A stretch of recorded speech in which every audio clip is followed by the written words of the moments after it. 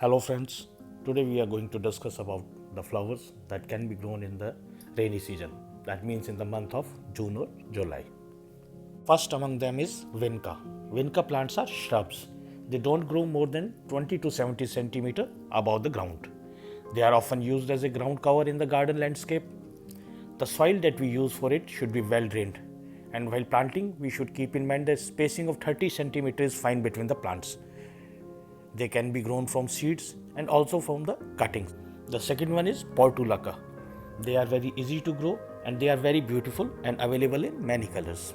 They are very easy to grow. They tolerate many kind of soils but prefers sandy and well drained soils. They love full sunlight. They seed and spread themselves well. Control methods may be needed to keep it from becoming invasive to unwanted areas. Can be started from cuttings easily. Regular watering is not needed, so it is the best time to start them. The next one is Mexican Putanea. It has a sweet purple flower, but the flower lasts just one day.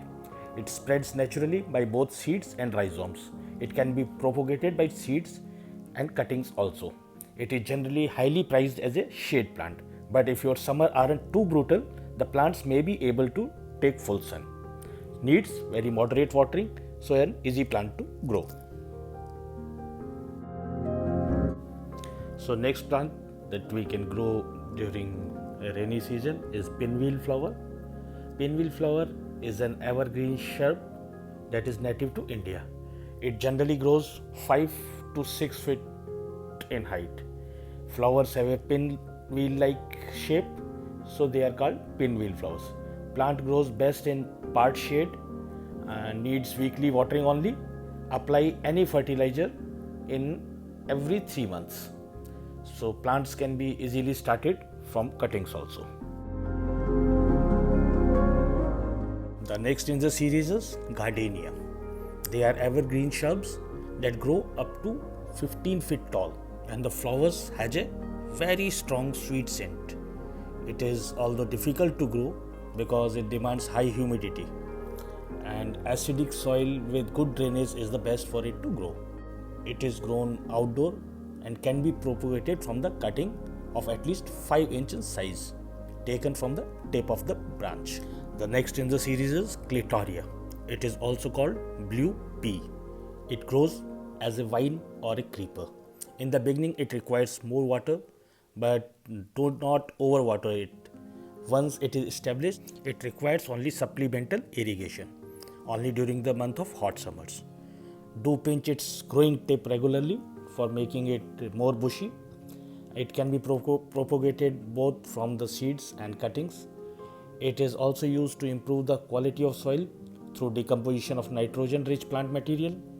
The striking feature of this plant, its flower, is its deep blue color. So it really makes your garden to look beautiful. So do plant one in case you haven't planted it yet.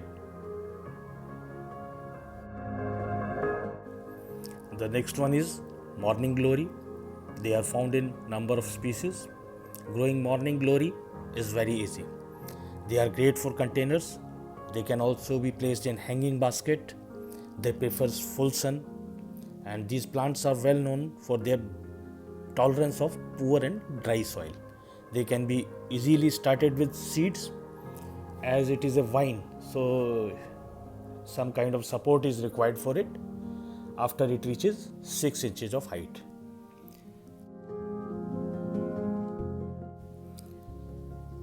They can easily reseed also. So once a vine of Morning Glory is present in your garden, so they can produce multiple vines. So you need to look after this thing also, whether they are wanted or not, but they are certainly of very high ornamental value and very beautiful for your garden. The next in the series is Passion Flower. They are very beautiful flower, as you can see. They have climbing vines and they can grow better in full sun shade or in partial shade as well. They need drained soil, well drained soil. They can also be grown in containers, but you need to water them more often and they will not grow as vigorously as they are grown in the soil. They may need decades to flower, so you must propagate them from the cuttings. The next in the series is Rangoon Creeper. It is a vine with red and white flower clusters. It requires full sun or partial shade. It can be used as an ornamental cover. It can survive a variety of soil conditions. Avoid fertilizers rich in nitrogen in it, as it will encourage foliage growth and not the flowers. And this vine can be propagated from the cuttings. The next one is Crossandra.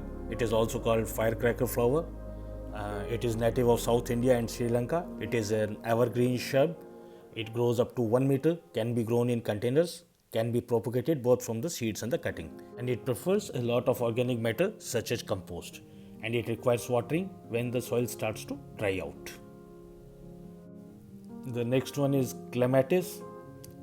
It is a vine that grows up to 10 to 20 feet high, but some varieties can also be grown in pots also. It takes years for the clematis vine to mature and begin flowering vigorously. So it is best to purchase a plant that is at least 2 years old. It prefers moist, well-drained soil. Add little limestone if the soil is a bit acidic, and the vines need a support to grow. They must be well watered also, but don't overfeed it, and they need minimum of 6 hours sunlight. The next one is hibiscus. It is a wooden shrub. As we know, the flowers are of many colors, and people prefer to grow it in containers to allow them to take them to ideal locations depending on the time of the year. And the hibiscus flowers best in the temperature range of 16 to 32 degrees centigrades. When it is in blooming stage, they require large amount of water. It also needs a lot of nutrients in order to bloom well. In summers, we need to use high potassium fertilizers, and they can be easily grown from the cuttings. The next one are purslane. They are succulents that grow well in most of the conditions, have ability to regrow from cutting roots or stems. It grows best in the fast draining soils with lots of sand and loamy organic material. It produces small wonderful flowers weeks after the plant germinates. Partial shade is beneficial for the purslane, and we must allow soil to partially dry out before we water it again, so that roots should always remain moist. So as we know, it is very easy to grow plant, and it is also a must have in your garden. So this rainy season you can go for purslane also. The next one is also a very beautiful flower, that is spider lily. It grows well in warm sunny locations. We need to water it generously throughout the growing season. The flowers are delightfully fragrant, and they can have up to 8 flowers blooming on each flower stalk at a time. Spider lily bulbs are rare, but you can find them at your nursery or you can order them online. And you need to fertilize them every 2 weeks with a balanced liquid fertilizer. And the last but not the least is cosmos flowers. The cosmos flower is a flowering plant in sunflower family, and it is very easy to grow. It is available in many colors. It also liberally seeds itself. Hot, dry condition along with poor to average soil are optimum conditions for them to plant. They can be easily grown from the seeds, and they reach up to the height of 12 inches.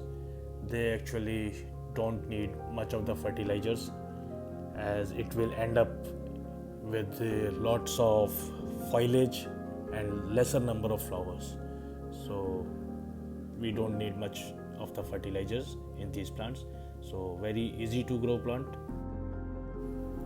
Thank you for watching this video, and I do hope you liked the video. In case you liked it, do subscribe my channel, The Edible Green Terraces. Thank you.